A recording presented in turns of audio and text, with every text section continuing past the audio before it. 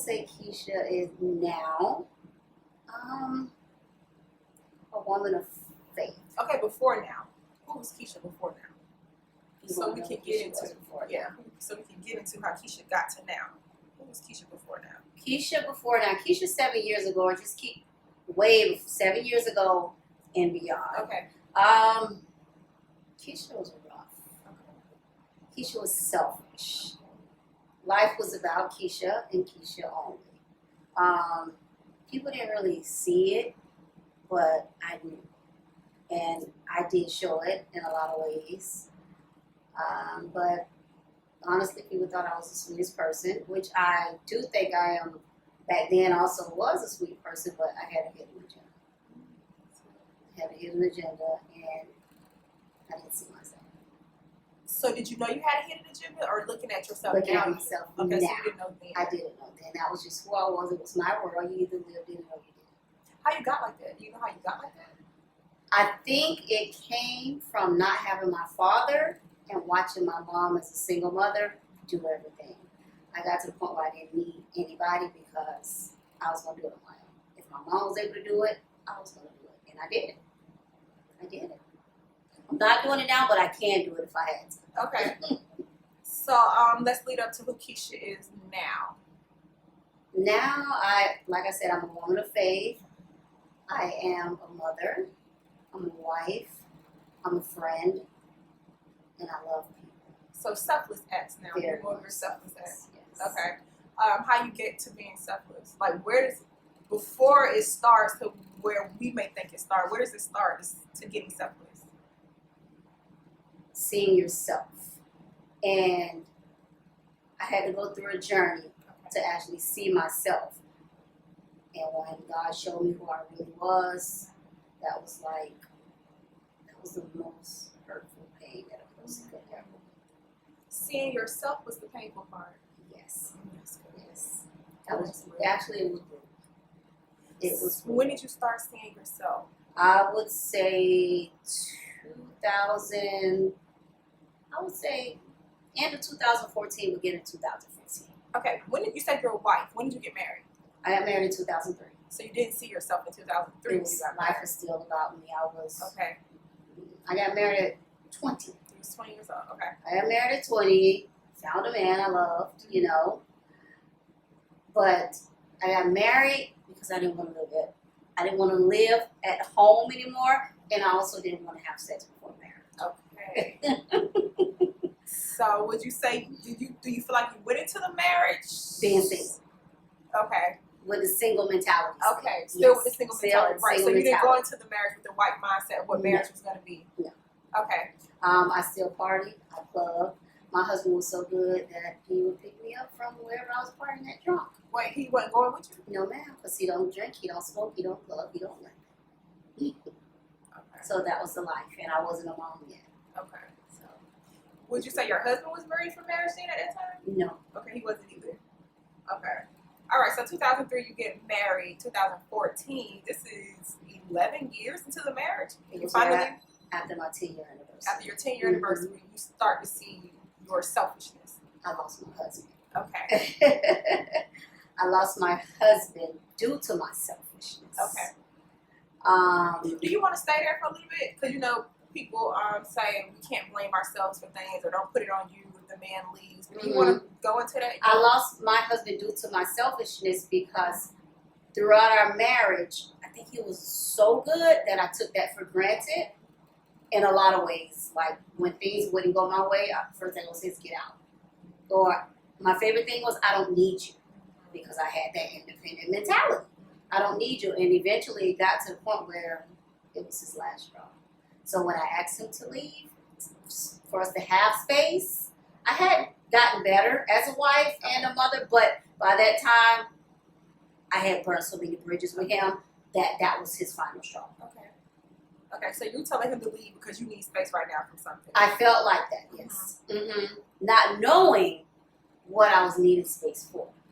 So when he left, I felt like it was the wrong thing to do. And of course, he wasn't coming back because I gave him the out to go. So as the months passed throughout that time, I just noticed nothing wasn't working out. I was clinging to my friends. They wasn't making me feel better. He was just angry at me. He wasn't dealing with me. He had no met a woman by then. They was doing whatever they was doing. So he was not seeing the hurt and the pain I was going through. And honestly, he only told me he felt sorry because I was crying, not because of what he was doing. Ooh, that's good. Yeah. So wait, let's get there though. Mhm. That's okay. Wait, you said one thing. You said you kicked him out because you needed space. You didn't know what you needed space from. Well, that's what I'm getting to. Okay, getting to I that. didn't realize what I needed space for. I just knew I needed it. Okay. I knew something was missing.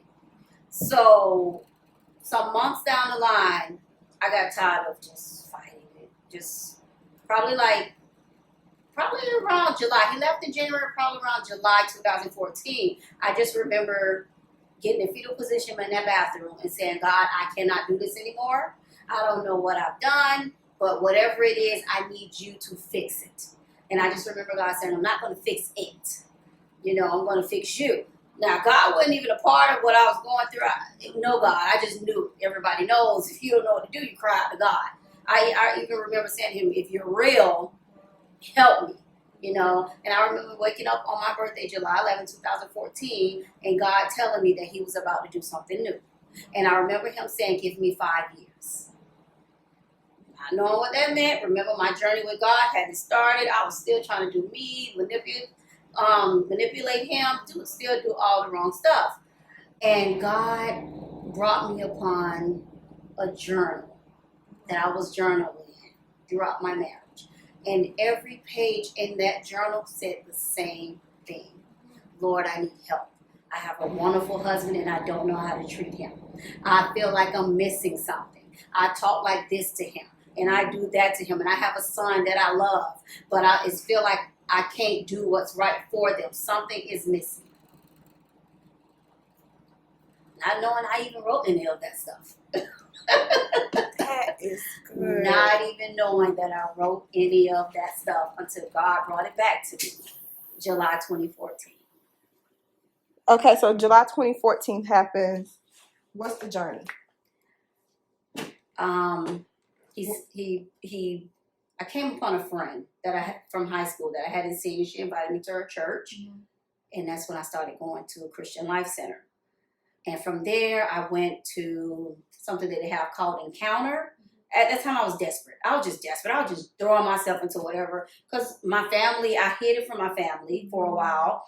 My friends couldn't help me. We would go out and party, and I would still come home boo-hoo crying. And I remember my son saying, Mommy, you can have the other piece of my heart because Daddy took it. Yeah. How old was he at this time? He was 8. Okay, I'm sorry. He was 8. Back up. You are you going to church before this? What are you and your husband doing before all of this? We went to church. Okay. I mean, we went to church. Okay, right. But that was about it. Okay. It was nothing. We're not growing. Or we anything. wasn't growing. Just going through emotions. Actually felt like we was just not even being fed. But my husband didn't even care to go. He only went because I guess he's my husband and I want him to go. But there was nothing there. It was just emptiness. And then even outside of going to church, are you practicing anything? Nothing. So okay, it's just going through the emotions. I mean, you know God, but you're living for yourself. Okay. Okay. But like I said, there was something there because my journal said everything. I mean, I had no idea I wrote this stuff. And God shows me this stuff 10 years into my marriage. After we're separated, he brought me back. And I'm like, whoa, I don't remember none of this stuff. But as I'm reading it in my journal, I was picturing the times that it happened.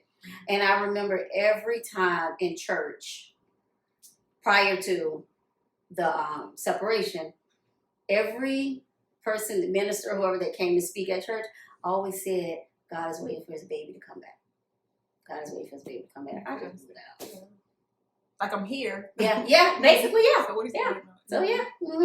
Okay. Basically. So now we're in 2014. Your friend invites you to the church. Yes. Okay. The crazy thing is, we didn't go together, me and her. She just asked me, did I want to go to her church? And I ended up visiting her church, and I felt like I was home. I went to something that they have called Encounter. Is where you take 3 days, and then you go to like a resort nobody knows about, just the people that are encounter. You leave your phone, you leave your everything. You bring nothing but you, your Bible, your clothes, and God. And that's just an intimate moment. Those 3 days with you and God, letting it all go, getting to know God, just everything. And that, for me, was like a weight had been lifted off me. The pain was still there because it was still new, but I felt something different. And I remember after coming back from that encounter, I remember sitting with God and saying, okay, if I'm going to do this, you have to promise me that I'm not going to lose nothing. I am not going to lose nothing. I was in school. I was a part-time worker. My husband had just brought me a new car. You know, basically he was taking care of everything. And God promised me that I wouldn't lose anything. So, you know, time went by. Me and him didn't talk. We hated each other for a good amount of time, but we had to deal because we had a son. Okay. And lo and behold, I lost everything. Yeah, I did. But I really didn't. Okay, right. Okay. But I really didn't. Okay, right. But yeah, he took me off his insurance. He stopped paying the bills. I lost my new car. Yeah. But not one time in that did I doubt God, because that's when I started to see myself. Okay. I thought I was too good for certain things. We had an extra car, but it was a hoopty out of this world. Like when it rained, the rain comes into the car. I'm not driving that. That was basically. I would take AJ to school and the car would start smoking. I mean, but God, I did not complain, not one time. Okay. So how many years are we into it now at this point? Or how this many months? was actually, we're probably in 2015. Okay. Everything started happening real quick. Yeah. When I say quick, everything was happening quick. This is like 2015, but I was proud.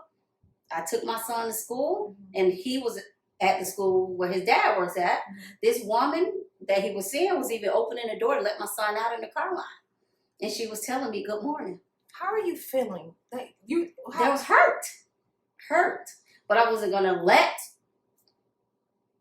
anybody see that hurt. That was between me and God, but I also wasn't cocky about it either. I went to work every day. My coworkers had no idea what was going on in my life, and until this day, they probably still never knew what happened. They, probably like 2 people. And they were my 2 good friends, but other than that, no, because me and God made an agreement. I still had to live for my son most of all, and I stopped nothing with him. I didn't dump him on anyone. Every now and then, he'll go to a friend or something just because he wanted to, but I didn't put him on anyone. I didn't cut his life stuff that we did short. We traveled. We did it all through all the pain. It hurted, but as I continued to live life, things got better. Okay. For us. We still had that hoopty. We still had that hoopty. It was days where I was like, God, you told me I wasn't going to lose nothing. I've lost my car, my medical insurance, my husband stopped paying the bills. So I did go back to work full time, which was okay. I had the hoopty that we drove in, AJ would complain and I would say, son, God got us, and we would just go, and I wouldn't reach out to my husband and ask for anything. It wasn't pride. I was learning to trust God. Okay.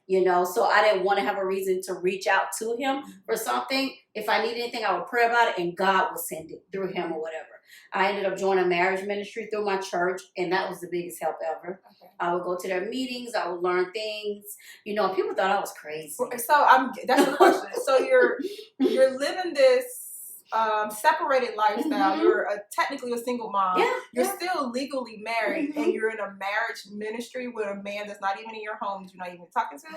I'm in a marriage ministry. Okay. Going to a marriage ministry because that is where I learned what they call standing. Okay. And that means you're praying for your spouse.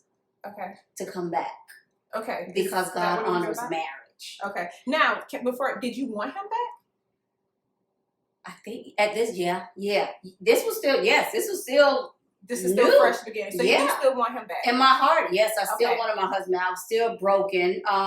And to be honest, I wanted my husband back throughout the whole process. Okay. I probably really got to the point of not really wanting him back was 2018. Okay, so we'll get there. Yeah. Okay, so this is still fresh. You do still want your husband. This is fresh. I'm in this ministry. Thank God for the ministry. I started joining stuff, doing stuff in the church. Okay. I got AJ involved with the church. My life became God. I woke up to the Bible. I went to sleep to the Bible. I fed myself with music, with all of this, and I was falling every day. Every day I was broken. While doing this, I started getting to the point like, okay, you don't tell me all this. And I'm like, what's going on? Why am I feeling like this? I just got back up. I kept going.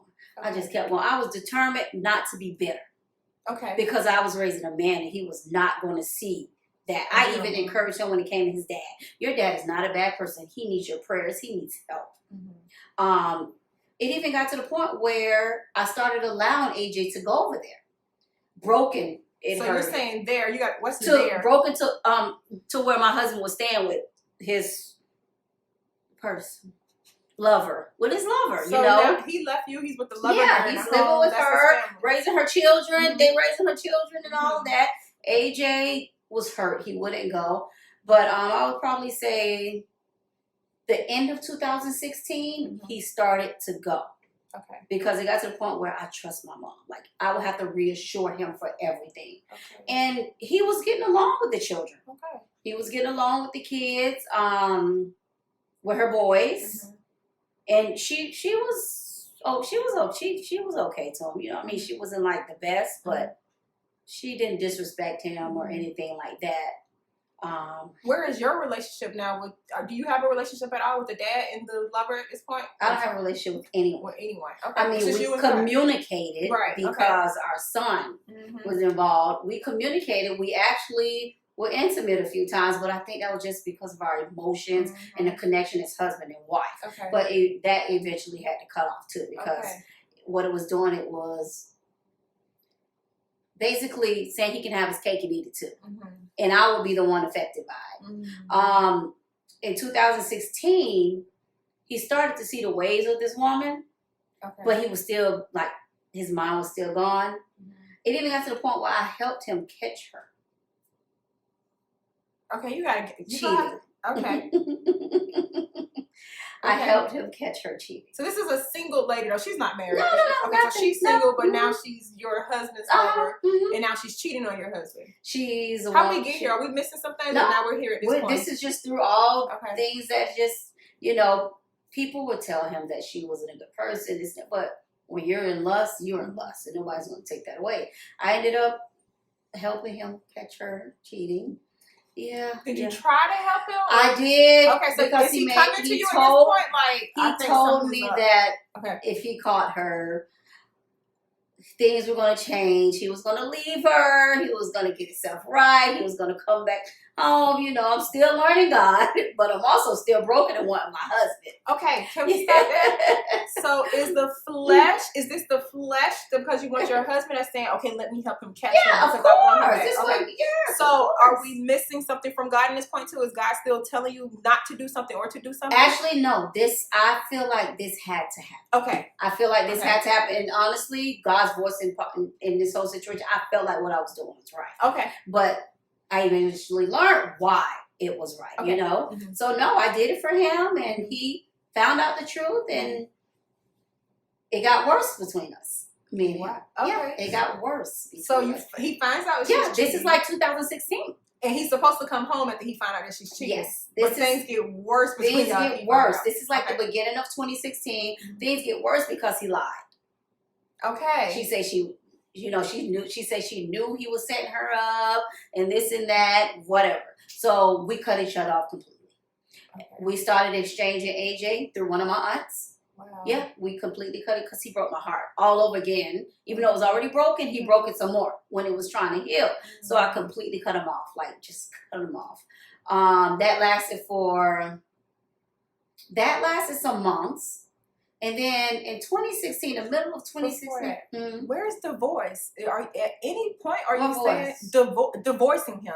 At any point, it was brought up many times. Okay, but remember, for you, are you saying? People was always, but at that point, I got to the point where people didn't matter. Okay. Because remember, God gave me a promise. Mm-hmm. So even though I'm not walking that journey with God fully, that promise stuck in my head. Because don't forget, I have knowledge of God. We probably don't have that relationship yet, but I have knowledge of God and who He is. Okay. So that was stuck in my head. That 5 years, it was stuck in my head. So, but it was still hard, and it got worse. You know, yeah, there's a promise God gave you, but it has to get worse before it gets better. Okay. So this is the beginning of 2016. This happens with her. We cut each other off completely. We meet back up to start talking in the middle of 2016. Okay. Because he finds out that she was cheating. He caught her on his own. Okay. Mm-hmm. Okay. Yeah, and he could have went to jail. Oh, it broke him. It broke him. He could have went to jail. The person she was with, he choked this boy out. He went to her house and banged holes in her walls. He just could have went to jail. Had he ever been like that in your home? Is he? Do you know this time? No, he's not a violent. He's not an angry person. Okay, so now he's in a not whole at all. different realm of a person. Yeah. Okay. So, she tells him to leave because she met this guy. So what happens? He got to come back home to his wife. He got to come back home to his wife. Okay. But remember, God told me 5 years. So not 2.5 years. Okay, 2.5 years. Okay. So, in my mind, I'm like, okay, this is good. But I remember God told me 5 years. So this got to be a test. Okay. To really see if I'm prepared or something, because that was the worst time of my life. When he came back home? When he came back. Wow. That was the worst. That was hell. He was depressed. He laid in bed in the dark for weeks. He lost like 30 pounds in 1 week. He would get up 6 o'clock in the morning and wake her up still to go to work. He would go follow her to see where she was going. It was brutal. And he's living in your house. He's living in my house. He's still your husband in your house now. Okay. But I kept going on with life. It was hurting. I kept going on. He was angry. He was bitter. I had to pray for him a lot of times. I had to rebuke Satan out of my home because I would see it in him. And then he kept saying, I'm not going back to her. I'm not going back to her. And I would say, well, why are you waking her up? Why are you sneaking around her house at 5 in the morning or her mom's house to see what. He was broke. His heart had got broken. So something happened between August 2016 when he left. Let me make sure I'm right on dates. No, July 2016 when he came back. She reached out to him October 2016. Okay. Reached out as in, let's go to lunch. Okay. Let's talk. Before you knew it, he started staying the night over her house, traveling with her to her games when she went to coach for cheerleading. So something wasn't right. And I said, you're going back? And of course he would say no. But then God gave me a dream. And in that dream, he was sitting on the couch and he told me that he was moving out. So this is a dream? This is a dream. And he told me that he was moving out. Okay. 2 days later, that dream manifested. At the end of 2016, he leaves. He left December 2016. Okay. Again. How are you feeling? I was hurt. You was hurt. And again, are you saying you're going to leave him now? Like, what are you? I was hurt. Okay. I was mainly hurt because it was the holidays. Me and AJ travels like to Disney World around Christmas time. He was supposed to go with us. He didn't go. She told him he couldn't. Okay. And he was still in my house. When we came back. Wait. Y'all left to go to Disney. He was still at the house? We left without him. We was not going to let that stop us. Okay. He was gone when we came back. Oh. He was gone when we came back. But before we left, he had his pity party of crying. I could tell it was a stronghold. He cried till he couldn't cry no more. He even kept saying he didn't know why he was going back. Something was pulling him back there. He kept asking for forgiveness, all of that. But I let him go. And when he left that time, I really put like boundaries on everything. Okay. You can't watch AJ in my home anymore. I need you to give me my house key back. Like I can't help you pay your bills because I was helping him pay his car insurance. I was helping him pay his cell phone bill because between helping two homes, paying the full amount rent at her house and then helping when he could here, it was too much on him. Mm-hmm. So I had to literally completely cut him off. Mm-hmm. And this was December 2016. And I remember going to God about it. And I wanted to say, God, you told me he wouldn't leave again, but I didn't because God told me 5 years. Okay. God told me 5 years. And the crazy thing about it is when he came back that time, he even got to the point where he felt like it was okay to tell my family that he was back. So everybody know Anthony's back, but then everybody watched Anthony walk out again. Mm-hmm. So that was like a double whammy. Mm-hmm. You know, that sting, because now you got my family saying, okay, it's time to divorce him. Okay. It's time to divorce him. It's time to move on because you were healing. Okay. You were doing great, and then this happened. Okay, so what are you thinking? Are you thinking maybe it is really time to divorce him?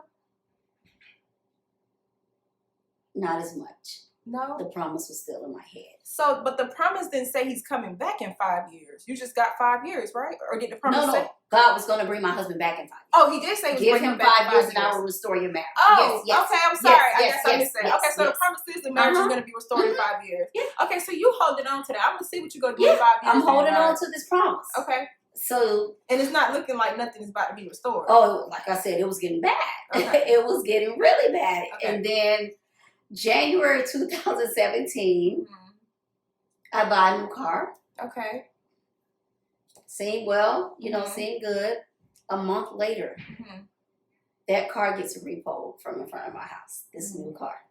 And I've given my hoopty as a trade-in when I got this new car. So now you have no car, not even a hoopty that y'all didn't want. Not even the hoopty. And AJ was like, what happened to our car? I said, AJ, your mother was disobedient because God didn't tell me to buy that car, which he did. Okay. And I said, don't worry about it. We'll get another car or whatever. So I ended up getting another car. Actually, probably within a month. Okay. God provided, and it was a cash car. Mm-hmm. I love my car. Actually, I loved it. Mm-hmm. And I was content with my car. I bought this cash. This is a good car. Everything was good. May 2017, I get a call from a family friend that says, I just saw Anthony in IKEA with a woman, and she was pregnant. So you don't know she's pregnant? No. Okay. So, it's okay. What do you do? Oh, girl, my heart just started back all the way What's from. left of your heart? Is anything even left of your heart? No, I'm saying it just continued to be broken. Continue to get broken. When it's come back to pieces, it's just breaking again and again and again and again. And we're not going to leave him. So she tells me, first thing that comes in my head is, okay, God, this is a friend of the family. Mm-hmm. How do I now tell my family before she does? And I remember God saying, you don't have to, and I was content with that. Okay. And I didn't have to. I forgot how they found out, but it didn't matter. No. Of course they were hurt. Who wasn't hurt? Everybody was broken. Thank God probably like a month or two had passed when they found out. So I was kind of like a little better than when I first found out about it. I ended up finding out. When I found out, I asked him, he wanted to deny it. And that's when he admitted it, and he had already felt, I can't go back now. Okay, so now he feel like he can't come back to you now because now there's a baby involved. It's a baby involved. Okay. And when he went back in December 2016, he just said it was never the same. He knew he was, but something kept pulling him there. And then you go back December 2016, now she's pregnant January 2017. Okay. Is he speaking about divorcing you in any of this? Does he want to divorce you? At this time, well, throughout the time, of course it has come up. Okay. Throughout the time, but at this point, I think we both were at the point where it's like, okay, we're done. This is it. This is it. This is it. He never went and got the papers. Mm-hmm. Every time I made him mad, that's when divorce would really come up. Okay. And then I think I went online and got the papers, and I filled them out, and he had to sign. He never signed them, so we actually ended up going to a lawyer to do it together. What year is this? What year? Is she still pregnant? She is still pregnant because Okay. I wanted it done before the baby came. Wow. Okay. I wanted it done before the baby came, Mm-hmm. and the baby was due November 4th. Okay. My mother-in-law's birthday, actually. But the baby was due November 4th, and I wanted to just get it done. Mm-hmm. And I remember him telling me she made a comment saying, well, now she's going to have my son's last name. It's my last name. Your son's going to have my last name, first of all. Oh, the mother is Yeah. still like, your wife is going to have my son. Yeah, no, No. your son is going to have my last Yeah. name, you know. This last name has been here. So she had it in her head that he was going to divorce me and marry her before the baby came.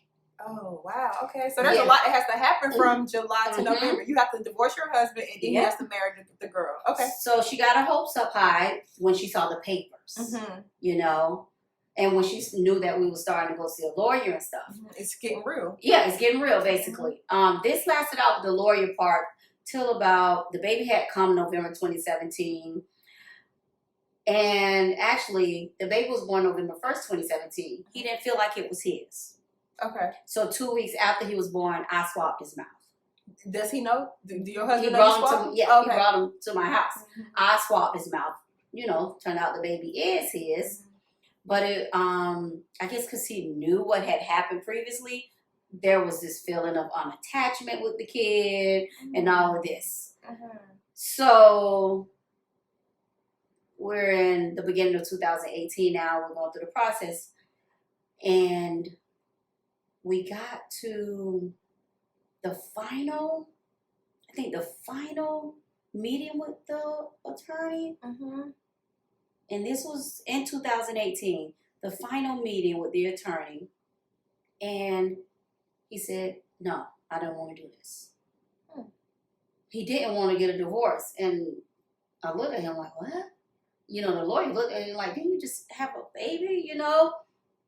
So I remember the lawyer saying, how do you feel about that? To me, I didn't know what to say. Okay, yeah. So he wanted more time to think. That's Okay. what so I said, that's fine, you know.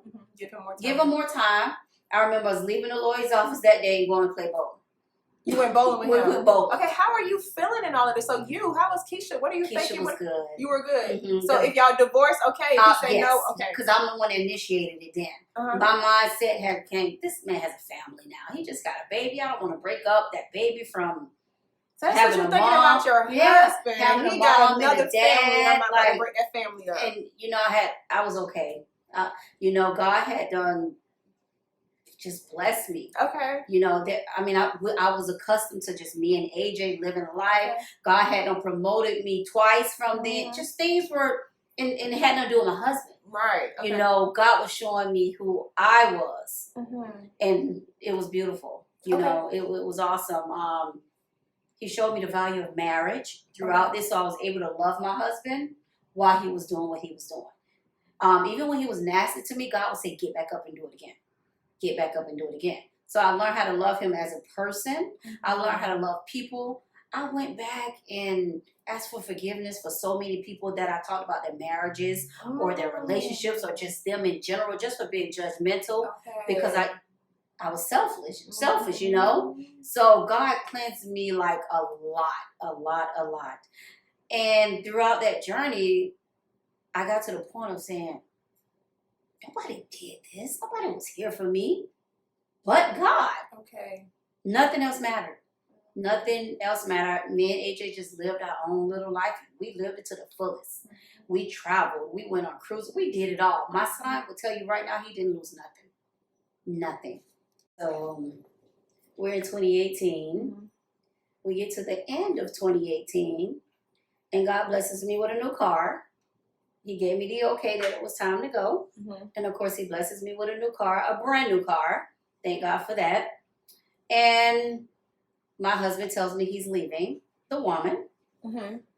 but he's not coming to me. Okay, so you get the new car. Your husband is leaving, but he doesn't want to deal with you. He's not coming to me. He met somebody else.